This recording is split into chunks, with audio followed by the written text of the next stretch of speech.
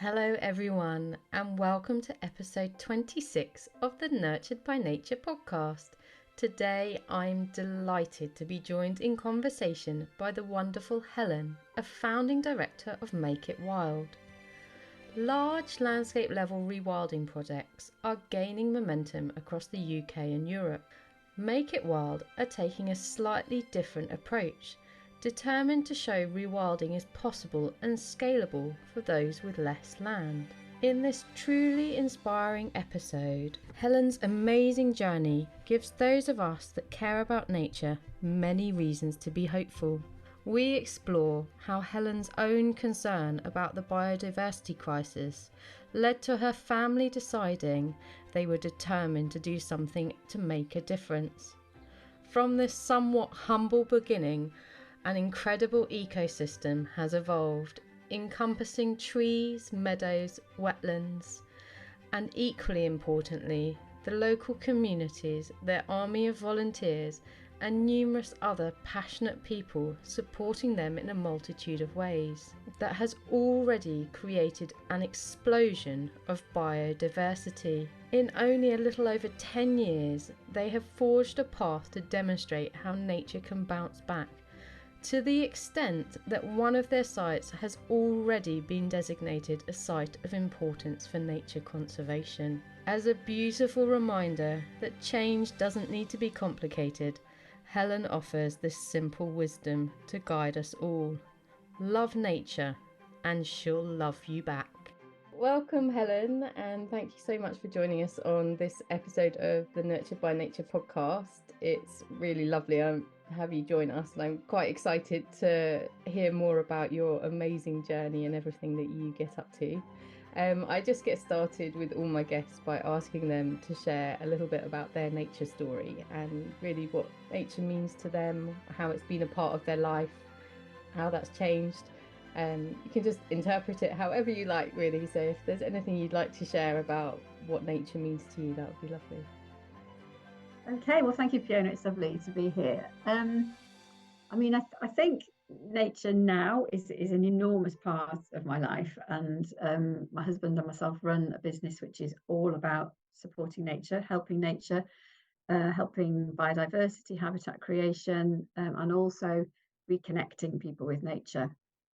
That's a really important thing for me, and I hope I can come back to that. But if I look at my sort of life story, I think it kind of ebbs and flows how involved and connected I am with nature. And I think as a child, I really was. I sort of ran around in the woods and just was outside at least in the garden, and loved animals and birds and everything else. And then I think as a teenager, I can distinctly remember walking through this wood near where I lived, to this certain hill where you could just sit and look on this amazing panorama, and that was the place I went if I was feeling a bit down, or a bit of teenage angst setting in.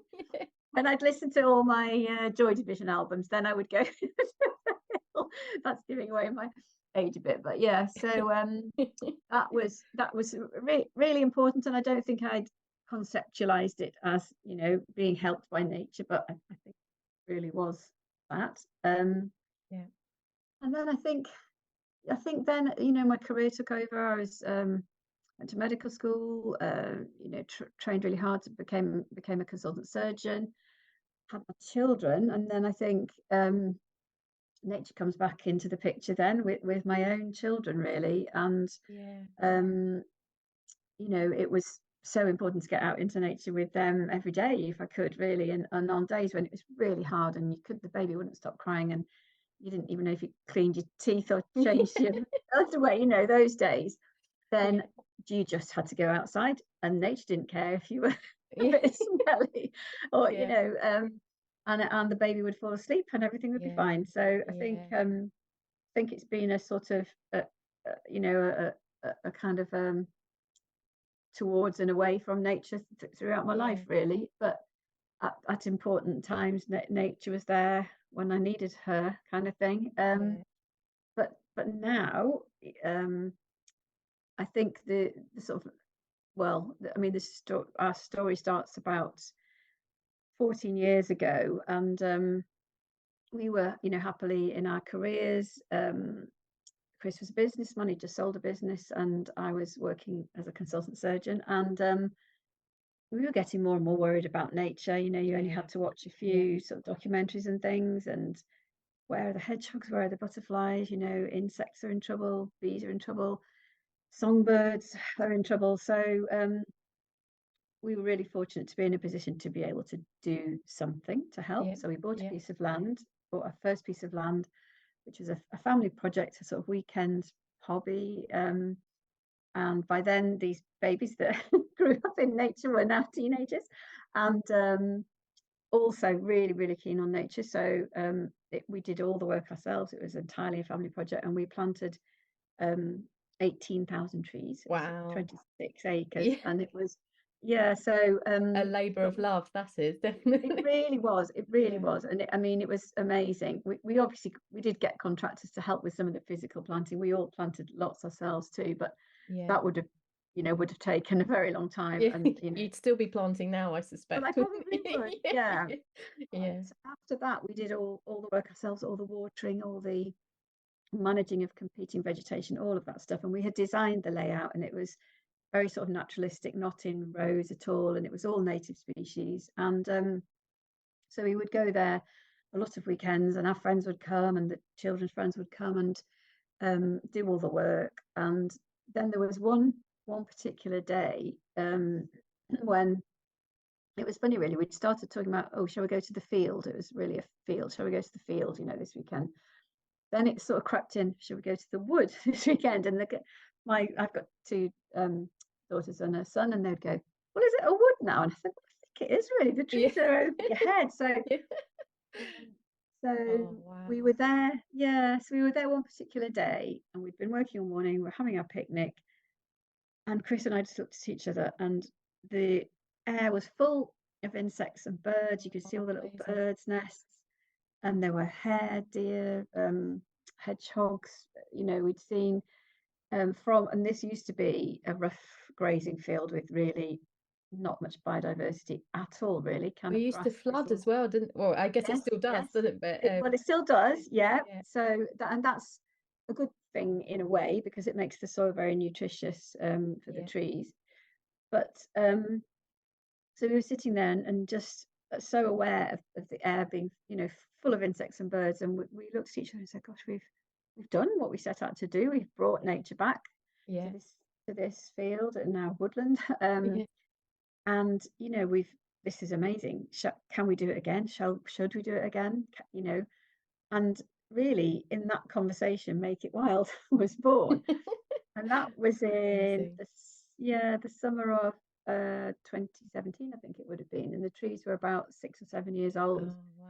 Um, and so within about 2 weeks, we'd got the name, the logo, the website, the branding, the colours, and we just did it. And then so we were then looking for our next piece of land Yeah. to, because I knew that I would need to, we would need to bring people to a site and to be able to do Yeah. things. And I think that was my sense of the importance of people connecting with nature, really. Yeah. So yeah, so that's when the business was born. So, Yeah. and I mean, I can, that you Yeah. maybe you want to ask me something else, but I Yeah. can go on with Yeah. what we No, do now. it's yeah, no, it's amazing. I love your story. I love what I think is so nice is it sort of started almost from a little more of a humble beginning. And I mean, really, I mean, you say that was when the business was born, but the business really was born, wasn't it, with that first 26-acre site and you finding your way and realizing actually that as just a family and individuals, you can have this huge impact. And I think that's that's one of the reasons I love you, and I'm so excited to talk to you because I think a lot of people feel just this hopelessness, don't they? They see, like you did, you're sitting there and you're bombarded by all this media news about how everything's crashing and that there's almost no hope. And then that I love how you literally went out and you went, well, we found this little field that's a bit really neglected. It floods, it's not hugely useful in Yeah, conventional sense, and you've created this amazing, like, idyllic oasis for nature, Yes, yeah. and then from that you've sprungboard into to what you are now, and Mm, mm. yeah, Yeah, I mean, I think it's. I think we literally just did it. We didn't really. I mean, people say, well, what is your long-term strategy for Make It Wild? And to be honest, we didn't really have one, and it's a yeah, bit weird looking back because Chris comes from a business world and had launched, something again which started as a small idea and became multinational, and that yeah, because he sold it, we then had the wherewithal to do yeah, this thing really. So but it was so much born out of passion and a feeling of we yeah, have to do this. We're fortunate enough to be able to afford it, to put it bluntly. So let's do it. And yeah, um, yeah, and we talked to lots of people in sort of often sort of government related yeah, bodies okay, and things who have to do consultations and and it takes yeah, 3 years. And uh, I just can't bear that because yeah, we are in a climate and ecological yeah, crisis right yeah, now. We're in yeah, it, so let's just do it. yeah, It can. And I think that does differentiate us from some other organisations. That we aren't we don't have to consult anybody. We can literally yeah, do it. yeah, So we've after the sort of second piece of land we bought, we have built a barn there from which we can host nature connected events. So yeah, we do nature inspired art workshops, we do yeah. foraging walks. I qualified to lead natural mindfulness walks, and Oh, they're lovely, really lovely, beautiful yeah, experience in the woods. So and then we went on to buy other pieces of land in the area. So we've got a sort of cluster near the first piece of land, and then another sort of group near the second piece of land because they're about half an hour's drive away from each other. okay, But now we're actually growing through kind of a franchise okay, partnership arrangement. yeah, wow, So we've got landowners, one in Norfolk and one in the Peak District, who actually approached us and said, we love what you're doing. We want to do something similar, but we can't be setting up a website and everything. Can we offer our yeah, dedications and our, carbon offsetting through tree planting and or whatever it might be? Can we offer them oh, through your amazing, website? And we hadn't particularly thought of this, yeah, but I think that's going to be our way of increasing our impact and widening our circle of yeah, influence without having to buy all the land because that it's it's, getting really expensive, and yeah, that the landowners will do all the management on the ground, and we'll obviously sort of split the proceeds kind of thing, yeah. but it's a win-win for everyone, and it's a win for nature, which is the main thing. Yeah, that's fantastic. I hadn't actually appreciated that aspect of your business. Actually, that's even more more exciting because it's I think that the thing is that there's a lot of people out there as well who perhaps have little parcels of land, isn't there? Mm. And but they don't have the expertise and the knowledge or the ability or money, time to actually Yeah. put in the business element of it that you have created, which allows the land to essentially at least pay for itself, doesn't it? So that you're not Yes, having to yes, like exactly. financially support it. It Yeah. is able to support itself, which obviously is important because it it allows you to manage and look after it for a much longer term in a much Mm, more secure manner. mm. um so that, yeah, that's fantastic. I love that you are partnering now with these people, and the ripple effect is just, Yeah. I mean, from that you kind of think it's sort of unlimited almost, isn't it, actually, the potential to Yeah, grow and I help mean, nature. it is. It's really exciting, actually, and it's one of these things where sort of I've really, I mean, obviously, having been a surgeon, I'm not really haven't had any training in business at all. I'm making it up as I go along, really, but it's quite fascinating how customers or just random people come up with amazing ideas Yeah, for us, and yeah, this was really the case that we hadn't thought about this as a model at all. And within about 10 days, these two people approached us, phoned, just out of the blue. So, and I think that's going to be the model, to expand now. Yeah. Um, I think yeah, I think sometimes that's the way it happens though, isn't it? Sometimes actually those amazing sort of steps in a business come almost unexpectedly, like uh, opportunities that present themselves. And um actually the biggest thing is just getting started, isn't it? And once you get started, you don't yes. know the whole road that's going to lay out in front Oh, of you, but you take that you first don't. step, and then Yeah, you just see where it goes. And I think that's one of the things with nature, isn't it? That's how nature operates as well, isn't it? yeah. You give it that first step, and then you just allow it to sort of unfold, and you work with it along the way as well, and listen Mm. to what it says to you about how it Oh, needs help absolutely. and manage. And yeah, Yeah, yeah. I mean, it's really, yes. I mean, there are so many analogies from nature that support our kind of way of doing business. Really, I mean, I think one of the real sort of eye openers for me, or kind of noticeable things, having been a consultant surgeon, I was in ear, nose, and throat surgeon, and the time scale thing is so interesting that I could there could have been things I would have to do within minutes as an ENT surgeon. yeah, Somebody would yeah, come in and they've got something in their airway, or were bleeding, heavily, and it would be a matter of life and death within minutes. yeah, Um, Not that wouldn't really be that unusual, but now my time scales are sort of years or seasons, and it's yeah, just amazing. It's so different, and there's hardly anything that has to be done quickly, or it's sort of, if you don't do it, nothing bad will happen. Nature will still find a way, yeah, so yeah, yeah, that is really interesting.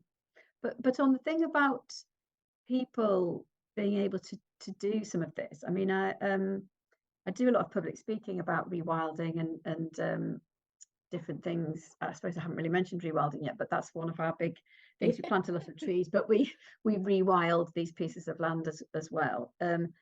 And one of there's a sort of, in the rewilding world, there's a group of people who say you can only really do rewilding on a landscape scale, so you yeah, need thousands of, yeah. acres. But I don't quite agree with that, and I think it excludes a lot of people who want to To help. be involved, So yeah, yeah, yeah, so I say, and I mean, some people think this is absolutely wrong, but I really believe it, that you can rewild a window box, yeah, because all it takes is just letting it go. And you could, if you buy some native wildflower seeds, well, that's half the battle. You want everything to be native. yeah, You don't really want to fiddle around too much. So if a dandelion arrives, you would let it grow. yeah, yeah, So there's loads people can do, yeah. on a tiny scale, actually.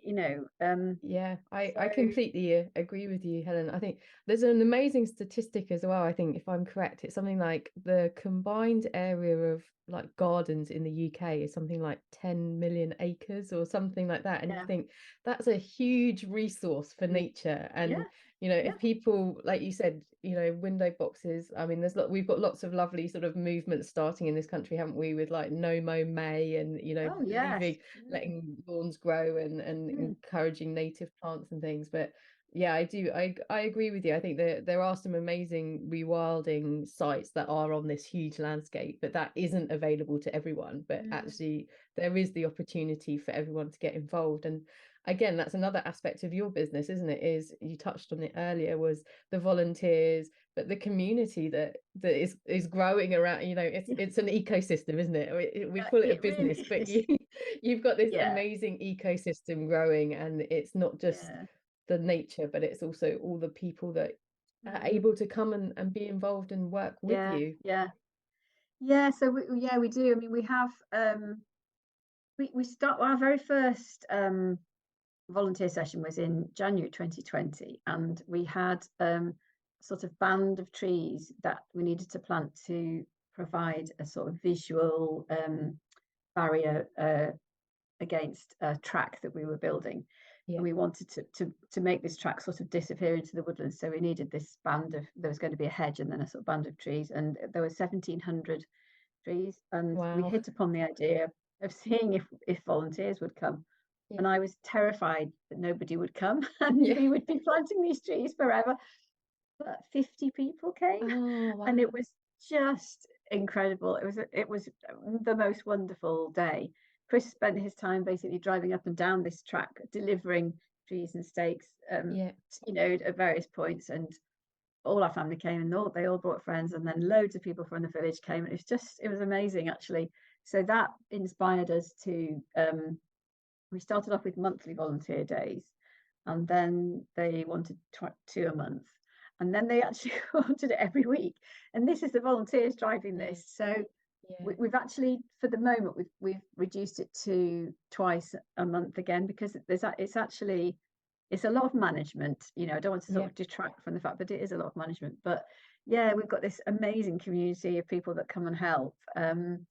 And it's always changing, as people hear about us, new people come. We get students in the summer, we get people as they retire, some people who work part-time nearby will come for half a day or something like that. And we have some we get them to do some really interesting jobs. We do, it's not we don't just save all the boring stuff. So Yeah. Yeah. they were building bird boxes Oh, last wow. week. They're dry stone walling next time. Oh, amazing. Yeah, and our staff, can teach them and guide them what to do. So yeah, that's amazing. And then we have belted Galloway cattle, which you saw Yeah. in the photos. Oh, they're beautiful. Yeah, I love they're so iconic, aren't they, with their yes, lovely they white are. bands around their Yeah, bellies. Yeah. they're really photogenic and lovely. Yeah, so we have them and Exmoor ponies as our conservation grazing herd, and they're in our sort of main rewilding piece of land, and we have a rota of volunteers to check them as Yeah. well. So Okay. there's that way to get involved, and we've got suddenly had an influx of people to that rota, and luckily for us, because we're not very horsey sort of people, Yeah. but there's some of the volunteers are very, very, have had horses all their lives and very equine Yeah. aware, so they can really look after the ponies very well. I mean, well, of course we do, and they belong to the Yorkshire Exmoor Pony Trust, and Okay. they have ultimate responsibility, so they do get their Yeah. teeth done and their feet done, and they're Yeah. checked very, Yeah. very properly, of course, for their welfare. But it's quite nice that someone who really Knows what they're understands looking at. ponies can Yeah. come and Yeah. have a little chat with them and all that. Yeah. So yeah, so Yeah. we have really got this, as you say, a sort of ecosystem of different people, and the villagers, our nearest villagers, to both sort of groups, are quite involved as well, and they'll come, Which is local people come to important, our isn't events. it? I think Yeah, I yeah, know the a lot of people know when they think of rewilding in the UK, they probably think of the Nep estate, because yes, that's been yes. quite publicly shared and has Mm, been around for a while. And obviously Isabella Tree wrote her amazing book as well. And yeah, but one of the things in her book that she talks a lot about is the challenge that they actually had with their local communities at the time that they started, and no one really understood what they were doing, and they thought they were just making it messy and things. So it helps a lot, doesn't it, to have the support yeah. of local people and them understand. Is that something that you've had to focus on, or have they just sort of Well, yeah. I mean, it's one of these things where there are still some people, and one neighbouring landowner in particular just absolutely doesn't get it, and yeah, thinks we're doing the most dreadful thing, a bit like they had in Nep. yeah, And then so it's a bit like, well, there is actually no point trying to change okay, their yeah, mind. It's sort of that thing. Oh, I can't remember what it's something I learned in a leadership thing about, your absolute enemies. There's no point in using any yeah, energy, but the kind of the next ones down could be convinced. And I think, yeah, um, we've got some very good friends and sort of working partners who are farmers, and they completely get it and understand. yeah, I think there is a tension with some of this, because farmers need to make a livelihood. Of course they yeah, do, and they look upon themselves as feeding the nation and custodians of the countryside and all that kind of thing. So to have someone, I mean, Chris had he's from a farming background, yeah, really. His there was a family farm, and he sort of knows his way around a cow and things. So we're not completely, city people, but It it is it hard, isn't it? I yeah, think yeah. there's a wonderful book that I've been reading recently. I think it's called Rooted, and that has a fantastic look at actually the history of farming in this country. And I think for a lot of people who perhaps are, not farmers and haven't had a farming background, they don't know the history of farming and the over the last sort of 100 years since the war, which is when really our modern farming kind of took Mm, hold, isn't it? And the fact that, yeah, they were at that time sort of almost heroes, weren't they? They were feeding the nation, yeah. and it was like, you've got to Oh grow yeah. more. Yeah. It was really like, you've got to absolutely push production to its limits. And that led to all sorts of things like the basically the excess of food production that we have. And change is hard for all of us, isn't it? And Yeah. they've had a difficult time. It is a very challenging industry, and I think, like you say, we just have to go in with a bit of sort of empathy and understanding. And there's no point, like you said, sort of butting heads with someone. It's just, I'll just carry on and do my bit over here, and you do your bit over there, and we'll just sort of hopefully Yes. rub along without too much Well, friction. exactly. Yeah. I mean, most of the time, people just say, "Well, it's your land; you can do what you like with it." That's Yeah, would be the general approach. But there is this one person who just tries to make things difficult. But it yeah, doesn't change what we're doing. We believe we will be on the right side of history. yeah, And w- we the other thing is that people say to us is, well, if you lot do all this rewilding and tree planting and digging big ponds and restoring wetland and restoring peatland, because we're doing all of those things, if you lot yeah, keep doing all that, what are we going to eat? That's what we get asked yeah, a lot by people who challenge. And that brings us into a whole new massive argument about land use and veganism. And we're all vegan, and we think that's the way the yeah, society needs to go, to eat a lot less meat. So that kind of opens up that whole discussion. yeah, But I mean, I think I try to be sensitive to people, but I do, as I said, I do a lot of talks, and I one of my sort of current sort of never-ending tour of WIs actually. And sometimes I'll have an audience of sheep farmers or sheep okay, farmers' yeah, wives, and I just have to be very sensitive that they've been doing that all their lives and they think sheep are marvelous. But I truly believe that sheep are really bad for biodiversity. There's a yeah, huge amount of evidence to that effect. And actually, on our rewilding section, there was a tenant farmer who grazed sheep there, and the single most impactful thing we did on our land for biodiversity was removing the sheep. oh And wow, really, very, very quickly, yeah, all the wildflowers came back, loads of rare wildflowers on the yeah, meadows that had never been yeah, able to grow with the sheep. So, yeah, but I wouldn't say that to an audience of sheep farmers. So I think, you just have to rub along, as you said, and not sort of, kind of pick your battles. And um, I yeah. think, And I think it's realizing that, for everyone's benefit, it's a I mean, obviously there is a biodiversity crisis and we do need to act, but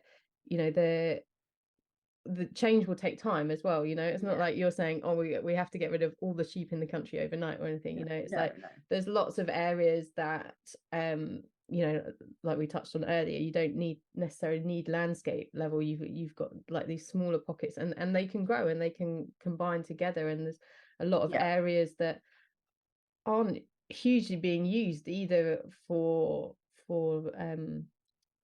sort of commercial purposes at the moment. And mm, actually, if you start with them, and it can grow from there, and then you can sort of, farms can do things differently, can't they? It's not necessarily they have to hand over all of their land, but they can, mm, increase like the hedgerows and the margins and yeah, create yeah. corridors and things. So there's a huge, I think there's a lot of space for everyone, isn't there? And it's, Oh, there yeah, really is. There really is. And as you say, it just takes tiny little tweaks, to start a movement and to have some impact. yeah, And I think, I mean, this might be the time to sort of talk about nature connection, because I think as a society, we've become so disconnected with Yeah, nature. We've forgotten what it should look like and yeah, how things should be. yeah, And there's another really good book about the history of farming, English Pastoral. You read that one, yeah. Okay, James yeah, Rubeck? Yeah. So that again tells the story of farming over three generations, and it's, farming was actually in tune with nature, and farms were yeah, full of wildlife yeah, until the war came, and everybody was encouraged to grow and grow and grow. So we started putting cows inside, so they all got pneumonia, so we had to give them antibiotics, and we yeah, hadn't got enough fields to put them in, and everything just went out of balance. But I feel really it's a return yeah, to a much more, well, nature friendly farming is a movement, but I think we've just lost the sensitivity to how the countryside should look. We've got this yeah. shifting I think baseline there problem. there is, isn't there? Is that shifting baseline is something that a lot of people that are aware of the biodiversity crisis talk a lot about. For anyone who hasn't heard of the term before, it's the concept that with each generation, what you accept as normal changes, and what you expect to be prolific is basically a lot less than it would have been for the generation before and the generation before. So what we consider normal or actually ideal would have been a deficit, really, wouldn't it, for Mm. previous generations. And Yeah, I mean, we can only um, even imagine the countryside from sort of two generations ago, because our grandparents will tell us what it was like, but yeah, we can't. There's nobody to tell us what it was like before that, so we do get a bit stuck in our own sort of 50-year kind of window of nature, which is worse and less biodiverse than it was yeah, in the previous chunk of time. Yeah, well, yes, but I think it is this sense of nature connection, that we are part of nature. We are animals, and yeah, we should live in nature and be part of nature, because it's our environment, it's our habitat, really. Um, and I think that there's now recognized a nature deficit disorder if people don't yeah, spend time in nature. And by understanding and loving and being enthused about nature and the environment, people are more likely to take action to help nature. It's yeah, just sort of common sense, really. So that's our sort of, in Make It Wild, our number one sort of mission statement is about helping nature. So we have the statement, it's not our aim to support nature, it's our purpose. So that really yeah, yeah, sets that very strongly. But our kind of next one down is to encourage a love of nature among yeah, other people wherever we can, and we do that in loads of ways too, because I think it's intrinsically important for the people. I mean, yeah, as I was saying, when I got my teenage angst, I would go out and sit on a yeah, big hill, or when the babies don't sleep, take them out for a walk yeah, down a country lane type thing. And just all through the pandemic, I think people understood the benefits of getting out into nature. So it's hugely beneficial, but there yeah. is a sort of, It's you know, you're giving people a place that they can come and do it, aren't they? Because I think that's the other thing is, for a lot of people, they don't have places that they feel that they have this opportunity to really connect. I mean, there's obviously nature is everywhere, in terms of, just anywhere you've got a tree, a little park, or like you said, a window box, you can mm, have these little pockets of nature which are fantastic. But actually what you're creating is these larger pockets, and so that allowing, you do loads of activities. I'm sure we can talk more about that, can't we, of mm, all the ways that people can come and visit the land that you're working with and get involved. I think mm. you talked about sorry, mindfulness walks, Yes, as one of yeah, them. yeah. So I mean, that was actually, I mean, as I've explained, I've always felt there is, something good about being in nature, and helpful and good for the soul kind of thing.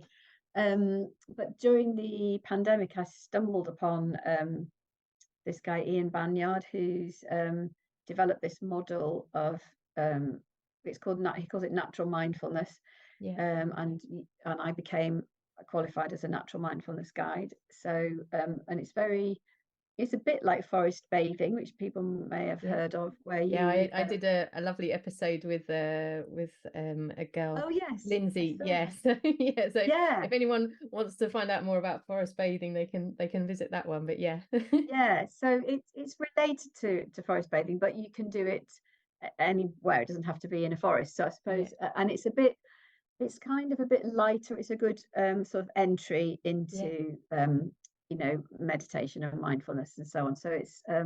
and Ian encourages the guides to sort of take it in their own direction, really. And he talks about finding your own true nature, and that's really important. So um, you would find that no two guides did exactly the same thing, and that's quite liberating, really, not to Yeah. have to follow a model. And I've really embraced it. So I do one of those walks every month, and I very much kind of set the theme on the time of year that it is. So what's Yeah. happening in nature, um, and also that notion that our ancestors would have been much more connected to nature than we are now. Yeah. So I talk about the sort of Celtic wheel of the year and what our ancestors in the part of the world in what they would have been doing. Would they have been sowing the seeds? Would they have been harvesting? Would they be preparing for the long winter, or whatever? Just in contrast to ourselves now, where we can eat strawberries on Christmas Day, melon imported from Yeah. wherever, and we even on something as basic as what food is in season, which is like level one of nature connectedness, I really. know. We've Yeah. lost all that. So I talk a bit about that, and but it takes about an hour and a half, and we have a very slow, gentle wander through our beautiful ancient woodlands, or Yeah. our new woodland, which is now approaching 15 years Oh, old, and wow.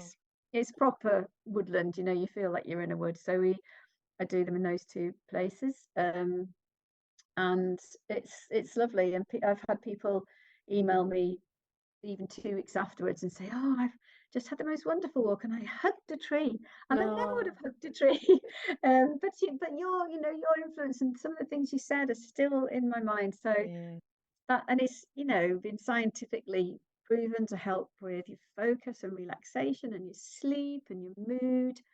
Um, Yeah, I mean so the scientific benefits are absolutely huge, aren't they? And I think oh yeah, a lot of people don't realize that there has been so much research done in actually how being in nature really, oh yeah, really we yeah, we need, don't we, on a cellular level to be healthy, both in mind and body. Yeah, absolutely, we do. Yeah, yeah. I mean, I one of my talks is why nature is good for our health. And so I did a lot of research into the kind of basic research. So, and the one that really sticks in my mind is, there's two, but I'll tell you about this one first, is that scientists did an experiment where, I think this is one where it was, yeah, I think they got them to do something stressful, and it's one of these mental arithmetic yeah, tests, yeah, take okay. 11 off 1,001 or something repeatedly. And then some of them went to uh, into the countryside, or I think they went for a walk in a countryside park. Some went in an urban area, and some just scrolled on their phones or something like that. And actually, with blood tests of the stress hormones was the outcome, and the people who'd gone in the countryside had less Yeah, stress hormones. So it's so strong and so convincing. It wasn't yeah, just asking them if they felt better, it was yeah. actually the stress Changing hormones. your blood Yeah, chemistry. so Yeah, yeah, so it's so important. Yeah, the other one of the research that I found was it took place in the 80s, and it's really shocking. It's not widely known, and I think it's coming in. But it was that a surgeon in America noticed that, or observed that, when he'd done surgery, half his patients went to a ward where the view from their window was like an internal atrium. Have you Yeah. heard of this one? And Yeah. the other half went to one where they could see countryside and trees. Yeah. And so it wasn't a proper randomized controlled trial, but it Yeah. was an An observation of, observation. Yeah. yeah. And the ones who could see the countryside had shorter hospital stay, took less painkilling medicine, and had fewer Yeah. complications. And I mean, that is It's absolutely sort of mind incredible. blowing, And isn't it, really? It's just, oh yeah, yeah. I mean, it's amazing, absolutely amazing. And of course, having been a surgeon, I was, extremely interested in that. So yeah, there's something very, very powerful, but I believe it's because we're animals and that's our home, and Yeah. society has moved so quickly to from us being kind of hunter-gatherer, Yeah. types, and really in tune with the countryside. In a few generations, we live in, brick boxes, we drive around in Yeah. metal boxes, we look at screens all day. Um, but our brains, Stationary, basically. oh, Yeah. Yeah. yeah, and our Yeah. brains haven't had time to evolve. Evolution can't happen that quickly. So there's a really a mismatch between our ideal functioning and our attributes. We still have Mm. these, like the ability to, like pattern recognition. We can see, the footprints of a predator, and our Yeah. ancestors would think, well, that's a wolf footprint. We won't go that way. We'll go the other way. If we now we need a bit of training, Yeah. but we still have it's all kind of innate in us, and Yeah. because the people who had those skills are the ones who survived and Yeah. lived Yeah. to pass it on to us just by simple, Yeah. biology of genetics. They that we must have those genes in us, and it's sort of epigenetics. It's not necessarily in the DNA, but it's Yeah. how we have inherited all that stuff. So that's, I feel that quite strongly, that we've in as a society we've just forgotten that that's our home, Yeah, really. we have, haven't we? And I think it's in all aspects of society. I mean, we've touched on it really in farming, haven't we? But Mm. it's throughout society. We have just completely become disconnected to nature. But I think, like you've mentioned it as well, like there is this change, and some of this research, like you said, has been around since the 80s. I mean, we're we're talking what 30, 40 Mm. years that this knowledge has been there, but it's not being used. It's been, just sitting there. And I think there is much more momentum in the movement for change now. And I think I guess you've probably seen that in your time since you bought your first plot of land, and the the network of people involved in what you're doing is huge now compared to when you first started out. Yes, it really is. I mean, I think, yeah, it's growing, and it's weird with the sort of social media. I never quite know if I'm in my bubble, and that's why I think it's getting Yeah. better, or if it really is. But Yeah. I think if you just look at the, just news reports, there does seem to be a bigger acknowledgement that nature's important, and we can all do a bit to Mm. save it. As you said, no mow May, and some of those things have really taken hold, haven't they? So, Yeah. Yeah. yeah, I mean, I do think there's huge hope for the Yeah. planet. Yeah. I think something you touched on very gently in your reference to your walks was about the sort of Celtic history.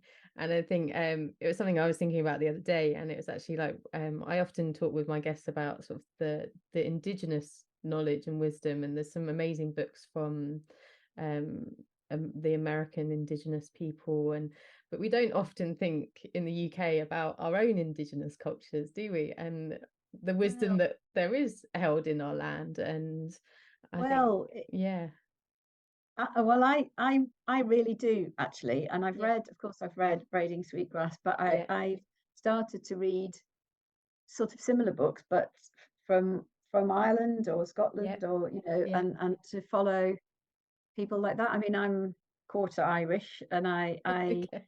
feel that Yeah, that's Braiding Sweetgrass was lovely, but it didn't speak to me personally at yeah, all. I didn't find, so, yeah, and yeah, I mean, it's I think it's through, my sort of journey to through to nature has kind of triggered me thinking about, well, how would people have lived who were more connected to Yeah. nature? And I've done quite a bit of research about our ancestors, and what they would have done and what they would have known, um, and things like foraging. I mean, that we do foraging walks, and they're amazingly popular. I mean, Yeah. we put on an extra one for next year already, and it's just that just reminds me so much.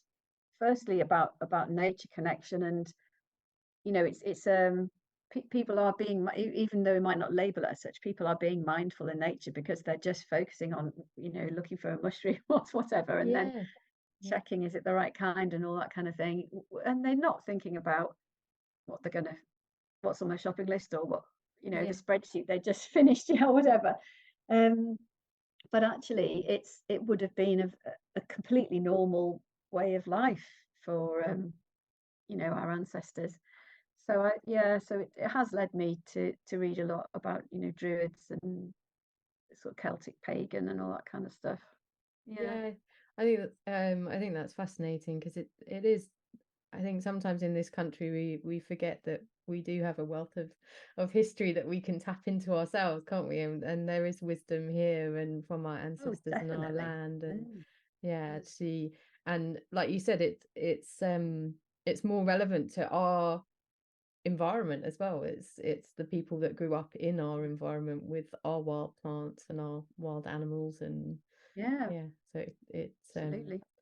and I guess there's that sort of, you touched on like epigenetics and that kind of, that that it will speak to us in a different way, doesn't it? The Celtic traditions and the Druids and Definitely. things, they Mm. perhaps resonate with the people in the UK in a way that perhaps the ancestry from other lands doesn't, because it's, yeah, it's yours, isn't it? Really, it's your, Well, yeah, I feel that. I mean, and I think it's a very personal thing, and if people feel otherwise, that's perfectly fine. But I think for me personally, I agree with you, and I think it's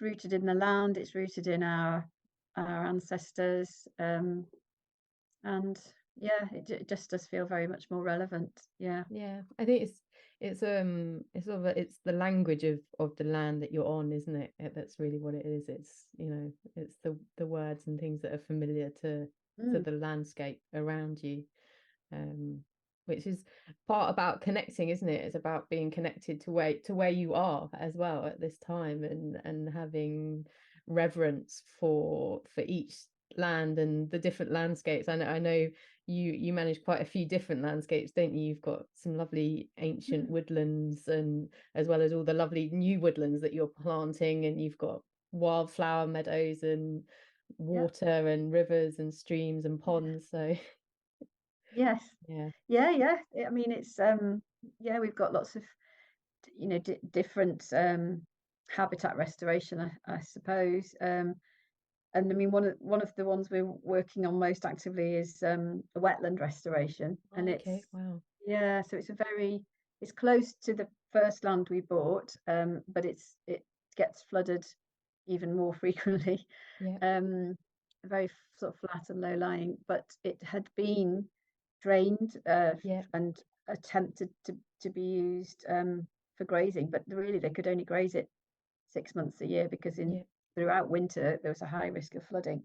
So we are re-wetting it, and blocking the drainage ditches, and digging some ponds and trying to hold on to the water in yeah, a kind of way that's good for animals. So that's really exciting. That's a very kind of watery project.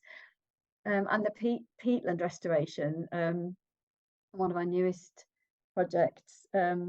We're in the stage of you have to do, if you're going to embark on anything major, you have to do a lot of pre research sort of surveys. yeah, What is there, what should you protect and look after, and what's missing, and yeah, so you work out a kind of management plan, really.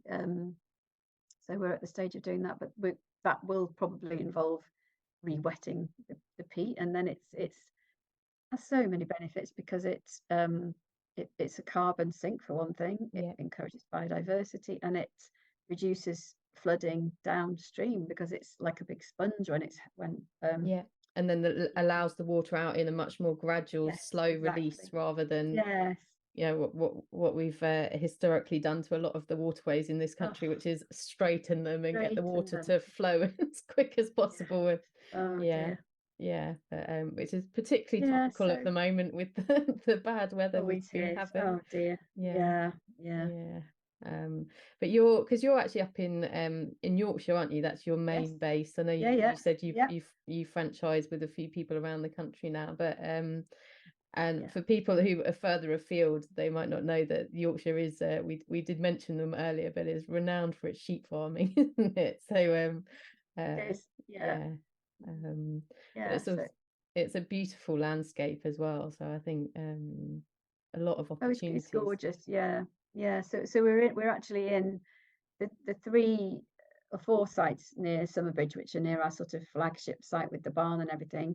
They are in Nidderdale area of outstanding natural beauty, so it is really gorgeous. It adjoins the Dales National Park, and it's got quite a different character. It's a bit sort of softer, and Yeah, but then we have two in Wensleydale, one of which is this peat restoration, and that's typical Dale, very yeah, well underforested to my mind. But yeah, so we've got lots of, and then the ones that flood are obviously in just right next to the river and very, very flat. So yeah. got I, a s- I huge saw recently variety of, you've actually had one of your sites has been recognized as a site of importance as well, as a direct result of your work and the yeah. rewilding you've done. Yes, well, it was, I mean, going back to sheep, but it was probably with removing the sheep actually. Yeah. But it's I think it was 70 or 80 species of wildflower Wow. found there by the Botany Survey. Yeah, so it's a site of importance for nature conservation. Oh So wow. that's Well, that I mean that's amazing. I think that's yeah. congratulations really. Oh, But thank you. yeah, it's a testament though to what is possible, isn't it? And I think I mean one of the things that I try to talk about a lot with the podcast is, you know, reasons for hope and inspiration. And I think that just listening to you and hearing how you've taken these sort of degraded landscapes, I suppose, and or areas, and you've had such an impact in really quite a short time, actually, isn't it? I mean, if you bought your first one in 2011, so we're just sort of touching 12, 13 years later. It's Mm, amazing, it really is. yeah.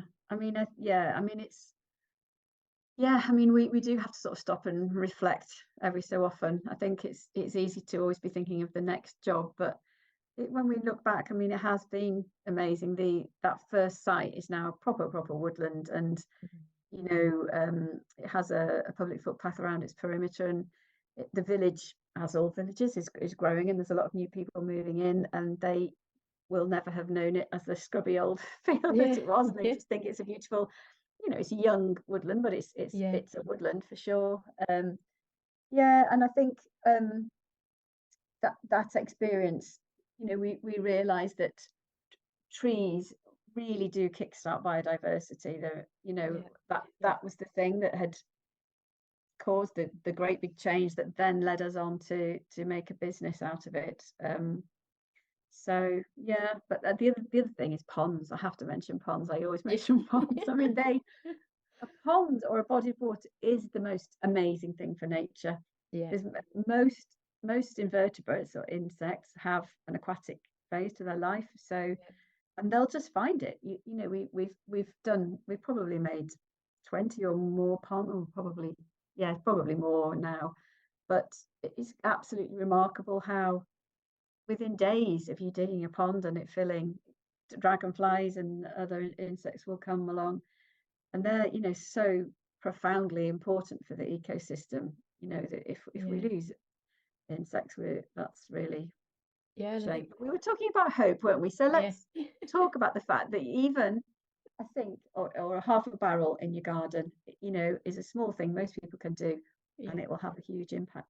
So yeah. yeah, yeah. No, I think I just I think we're sort of getting to the point where it'd be like a good place to wrap up. But I think I'd just like to touch on the other ways that people can get involved with you. So obviously there's if they're local enough to you, they can join you on your organized volunteer days. There's also lots of activities that you get up to, but we have mentioned it a few times, but just to actually just draw people's attention to it is you also have the ability for people to dedicate trees and also do carbon offsetting, don't you, through Yes, quite yeah. easily through your website.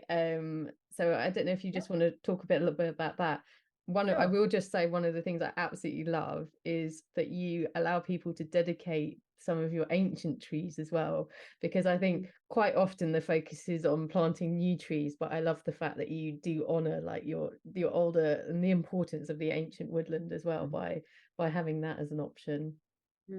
yeah, yeah. So that was one of the first things we started to offer actually was tree dedication. So you can people can dedicate a young tree or a century-old tree. Yeah. We've got about 40 official ancient trees, which are on the National Ancient Tree Inventory. I think there's only two of those left now to be dedicated because, of course, you can't create any Yeah, new ones. yeah, You can't just pop to the wholesaler for those. So they're, 300 years old, the ancient ones, but we've got quite a number of the century-old ones, and they're beautiful, and they're the backbone of the yeah, ancient woodland, really. But then you can dedicate young trees, just freshly planted. But you can actually dedicate almost anything from a yeah, bird box. You can sponsor a Belty. You can. I've just put an owl box dedication.